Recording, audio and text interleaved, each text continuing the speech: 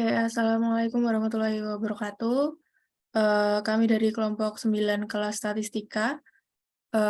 Izinkan kami untuk mempresentasikan mengenai aplikasi statistik pada paper atau jurnal.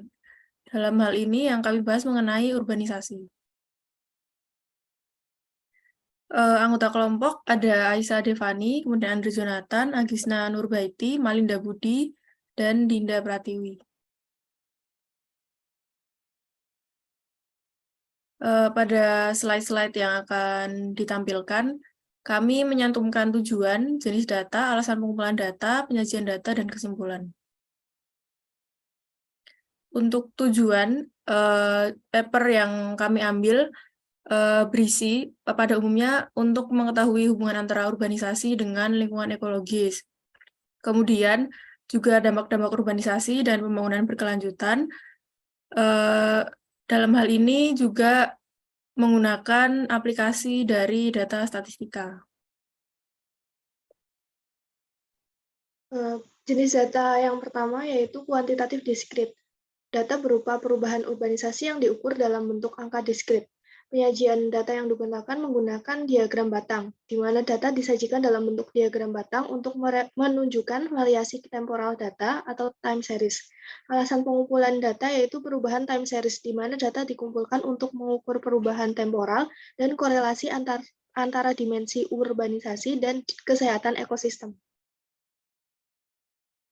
Jenis data yang kedua yaitu data kuantitatif yang berbentuk diskrit.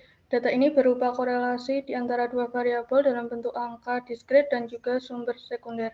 Penyajian data yaitu diagram scatter plot.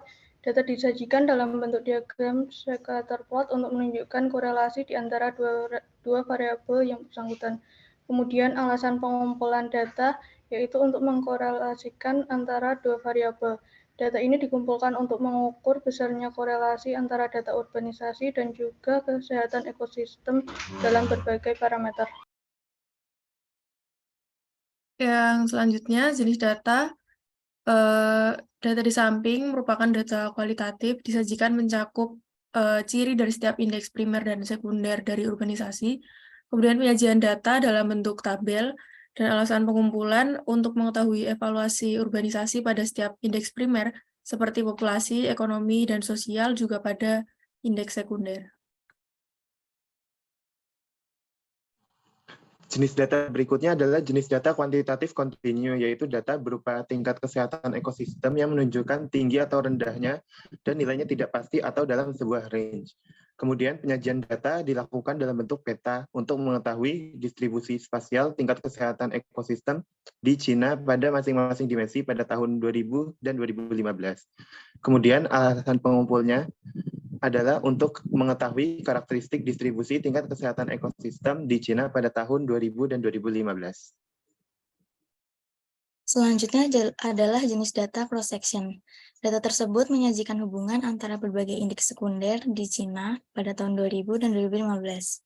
Penyajian datanya berupa diagram scatter polar yang bertujuan untuk menunjukkan perbandingan indeks sekunder pada 2 tahun yang berbeda.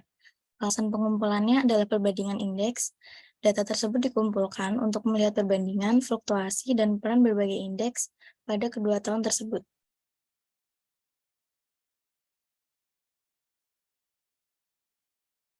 Kesimpulannya adalah pengumpulan berbagai data yang disajikan dalam berbagai bentuk, menghasilkan bahwa urbanisasi dapat meningkatkan layanan ekosistem dan stabilitas organisasi sampai batas tertentu, dan urbanisasi menunjukkan hubungan kendala yang stabil dengan kesehatan ekosistem. Cukup sekian presentasi dari kelompok 9, kurang lebihnya mohon maaf. Terima kasih. Wassalamualaikum warahmatullahi wabarakatuh.